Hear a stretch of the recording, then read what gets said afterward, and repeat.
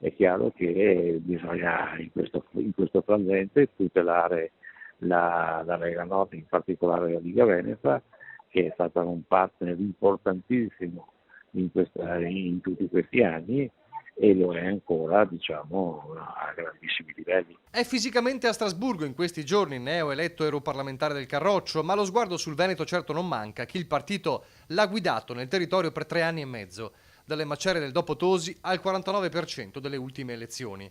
E l'appello di Gian Antonio Darè, tutelare la Liga Veneta, non è casuale, perché arriva proprio a poche ore dalla nomina di chi lo sostituirà. Il ministro Lorenzo Fontana, nominato commissario della Lega in Veneto. Il veronese Fontana, ma soprattutto il Fontana fedelissimo di Salvini e da lui scelto.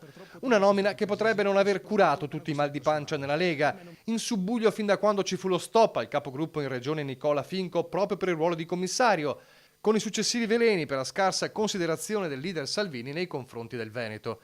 Anzi, la scelta di Fontana, secondo non pochi osservatori, potrebbe essere il primo passo della salvinizzazione del Carroccio in Veneto. Questi sono termini che non mi piacciono, che non ci sono e che non esistono. Esiste, diciamo, un leader in questo momento molto importante e carismatico, qual è Salvini.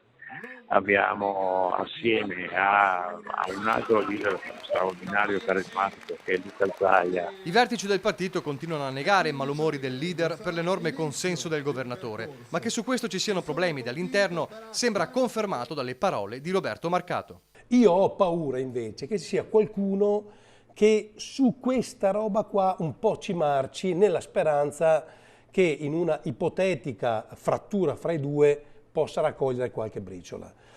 Però tranquillizzo tutti, anche questi... All'interno del partito? Sì, ho l'impressione che sia qualcuno che soffia all'interno del partito su questa presunta divisione. Cioè lei dice non il PD, qualcuno della Lega? Ma sì, ma sicuramente. Da Strasburgo Darè cerca di gettare acqua sul fuoco, i contrasti ci sono sempre stati, dice, come dappertutto. Quando si fa il segretario si fanno delle scelte.